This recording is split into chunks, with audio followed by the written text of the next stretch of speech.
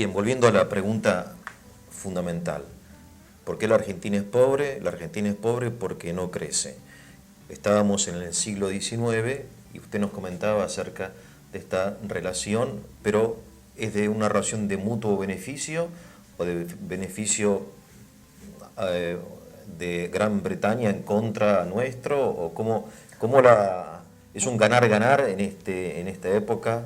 Yo considero que sí. ¿Usted considera que sí? Sí. Fue una época muy virtuosa. Nuestro país era un país pequeño también en población. No podíamos hacer mucho más. No se podía hacer mucho más, inclusive los historiadores revisionistas por ahí cuando critican las políticas de la generación del 80, uno debería plantearse, una vez disipada las consecuencias de la batalla de Caseros, es como alternativa que otro país podría haber sido. Claro. Y no quedan muchas alternativas. Nuestro país en esa época genera una relación de asociatividad y complementariedad con Gran Bretaña. Hobsbawm llama que Argentina fue una colonia informal de Gran Bretaña, nos faltó simplemente la bandera y el escudo, nada más. Así lo llama pero él. una colonia informal, en donde Argentina se especializa en la producción y exportación de granos y carnes, y Gran Bretaña manufacturas. En un proceso virtuoso que generó un importante crecimiento de la economía argentina. Podríamos decir que el más espectacular es el que se da entre 1870 hasta 1930. Inclusive lo podemos ver en la geografía urbana de Buenos Aires. Las grandes edificaciones de estilo francés que hay en Buenos Aires responden a esa época. Sí. Y no había en la clase dirigente argentina una idea de industrialización. ¿Por qué no? Porque, digamos, cuando esa renta viene de un modo fácil, rápido, espontáneo, no hay necesidad de modificar las cosas. Como bien se dice en la cancha de fútbol, el equipo que gana no se cambia. Y acá pasaba un poco lo mismo. Sin embargo... O sea, hay como, desde el punto de vista como psicológico, una mentalidad, bueno, estamos bien, así, nos va bien. Dejemos estar porque esto es lo que está, digamos, inclusive las teorías económicas... Si no está roto, no hay que arreglarlo, exactamente, como dicen. Si no está roto y anda bien, ¿para qué modificarlo o innovar? Bien. Eso es cierto que acá ocurren dos elementos interesantes en este proceso. Primero, las corrientes migratorias que vienen, muchas veces son bastante virtuosas porque más allá de venir con poco o escaso capital, vienen con un importante capital que es intangible, que es el capital humano. Vienen con conocimientos. Y sobre todo sorprende el hecho, investigaciones más recientes indican que es muy interesante la inmigración europea, sobre todo la que se da en 1890, principalmente italiana, en donde hay gente que viene con conocimientos y con capital. Y comienza ahí un espontáneo desarrollo industrial de manufacturas sencillas. Textiles, exactamente. Cuero, fíjese lo que ocurre. Una metalúrgica. Exactamente, sencilla. Por ejemplo, vamos a dar un par de casos de ejemplo. ¿Y por qué ocurría eso?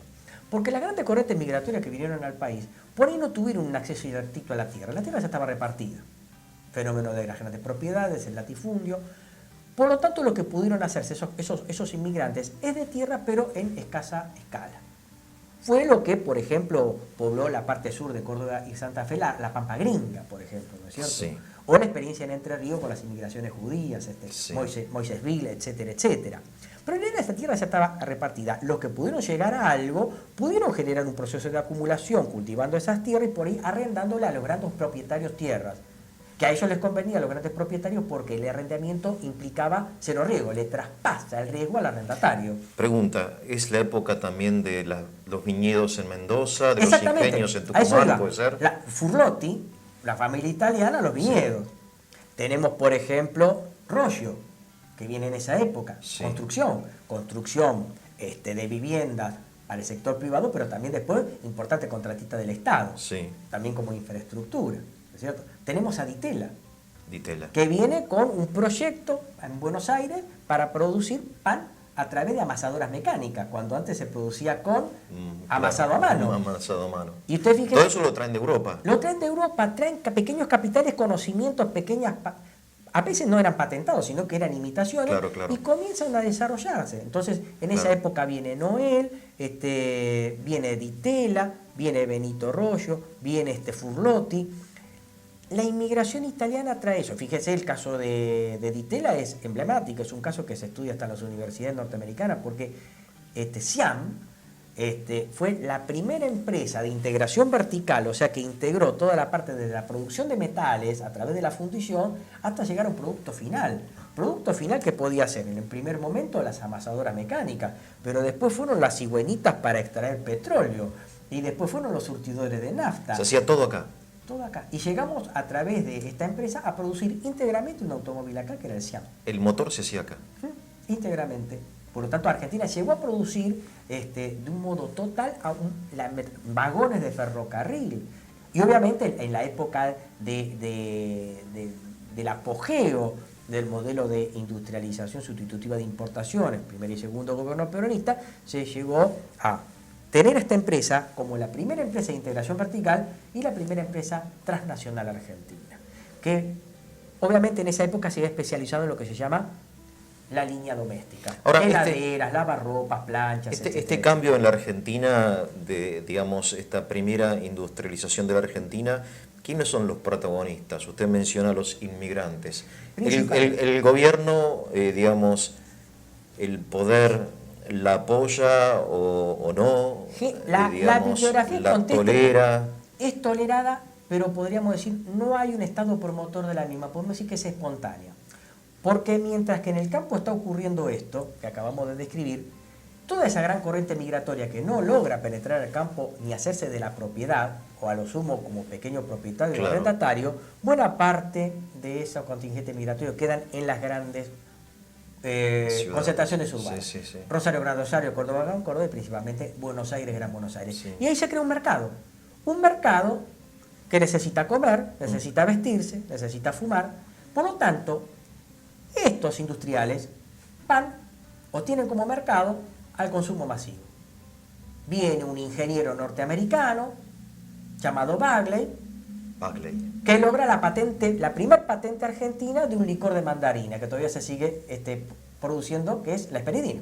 La esperidina. Claro, es decir, Bagley trajo el invento, la patente número 1 que tuvo nuestros registros industriales fue la esperidina, que todavía se toma, ¿no es cierto? Que es un licor de mandarino, de cítrico. Después comenzó con las galletitas. Otro de los inmigrantes italianos que se radica en Córdoba en esa época es Fulvio Pagani.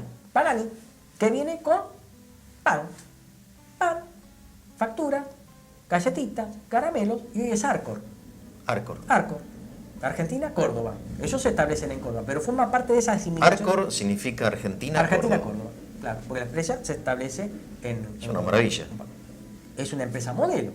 Y es de esos inmigrantes italianos que vinieron. Pero ¿a dónde apuntaba? Al mercado. ¿Y cuál era el mercado? Mercado de consumo masivo de gente que quiere comer, que quiere vestirse, textiles, que quiere fumar, que quiere comprar galletitas, caramelos, etc. Entonces, por el tema de Noel también. Entonces, es una industria sencilla de liviana, no es la industria pesada, no es la grande metalúrgica. Y ahí está el talón de Aquiles. Petróleo. Y ahí está el talón de Aquiles. Y la minería tampoco. No, por eso ahí está el talón de Aquiles de nuestro desarrollo industrial. Sí. Porque este desarrollo industrial que se desenvuelve de un modo hasta espontáneo, sin por ahí buscar promoción desde el Estado, sino que es bastante espontáneo. Que es mejor, entiendo yo. Que es mejor, cuando es espontáneo, bastante como son pequeñas plantas con poca dotación de empleados, pero... Hay como una relación de confianza, quizá todavía no del todo, digamos, legalizada entre el empleador y el empleado. Las relaciones son muy paternalistas. Son paternalistas. Generalmente se buscan obreros de la misma nacionalidad. Familiares. Son empresas familiares.